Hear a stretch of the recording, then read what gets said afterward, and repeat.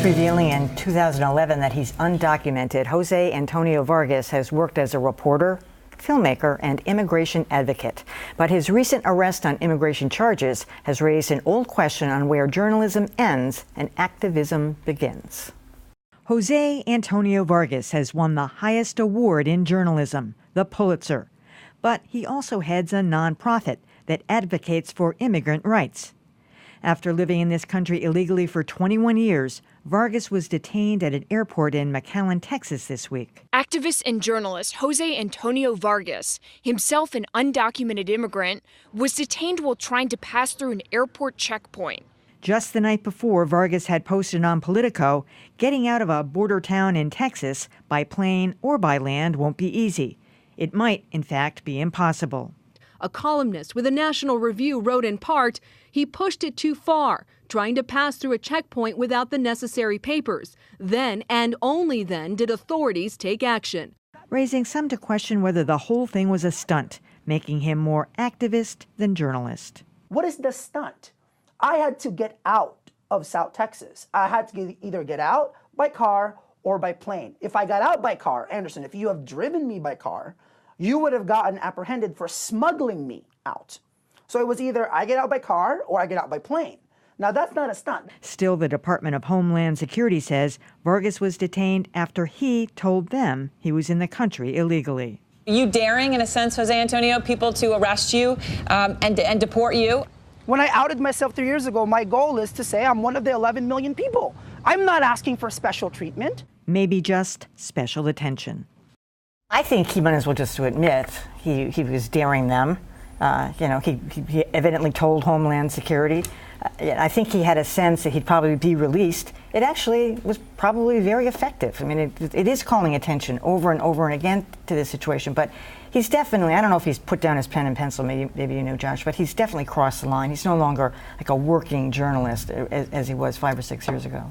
Well, you know, I think he certainly, at the time that he was detained, he knew what he was doing. I think the question is, was it planned as a stunt, you know, weeks ago, or was it something that he realized he was going to be put in this situation when he got to South Texas, which is the way he tells it, and I don't have a particular reason to think that that's untrue.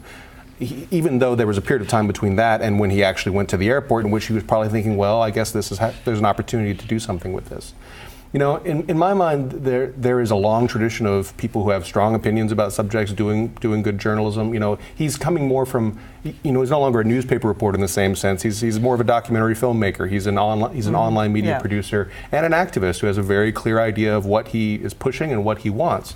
You know, I think his project has done some good work to show, you know, tell real stories of people who are experiencing this. If you agree with him, then that's a valuable propaganda tool or a valuable piece of information to push out to the public. If you oppose it, then you oppose it. But I still think he is able to bring his journalistic skills that he had in an earlier era to his new project. Well, I absolutely agree about his bringing his journalistic skills. I've known him a long time and was shocked when he came out. Was just totally shocked for all the interactions I had with him because he never even gave a hint of any of this going on. But when he came out as an undocumented person, he put down the journalism thing. It's us. We keep calling him journalists. Yeah. And that's because it's an honorific as you give anyone who's won the highest journalism award in the Pulitzer. So that's what's happening there. But he made it very clear when he set up Define American, I am now turning my attention to all of the people who are undocumented. And he's also very clear, I am most privileged. I know that, which is why I'm putting myself in positions that will highlight for other people. It's sort of like celebrities who take up various causes, you know? But I think it's so obvious this was a stunt. I mean, even that soundbite you guys played where he's like, well, what was the stunt? I had to get out. Well, you didn't have to go in. And it's sort of hard for me to believe. I mean, I know his defense is, it just didn't occur to me that it might be hard to get out of Texas. But he's been covering immigration for a long time. So that would have occurred to me. I don't know why it wouldn't have occurred to him. I just have mixed feelings about this. I think he is kind of a distraction. I mean, there's something going on at the border that is not really about the same issues that he's been trying to address. I mean, this influx is not really the same thing as the DREAM Act and the other immigration issues that, you know, his advocacy initially was really looking at. And I think that, you know, there's like a real humanitarian crisis that needs to be addressed, and I don't really care if he goes there and gets himself arrested and then gets to go on a bunch of cable shows to talk about it. I wasn't that impressed with it, I thought. Well, as we've also said in some other contexts, I don't think who is a journalist is an interesting question. I think what is journalism is more useful. And certainly this is a type of advocacy journalism. And, you know, I've worked in an alt weekly for many years, and I'm not going to say advocacy journalism isn't journalism.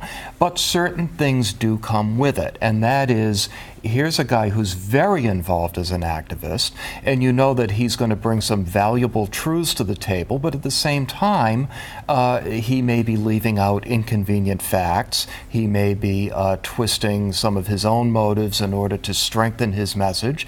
And I think a lot of this comes with, you know, let the consumer beware. There's some value there, but at the same time, you need to inform yourself from other sources, not just from activists. Yeah, but I think if he says to you, listen, I don't do that anymore, this is what I'm doing, then it's clear he's not. No, so I'm supporting him as an advocacy journalist, because that's not what he says he is. He's just a plain old activist, which is fine.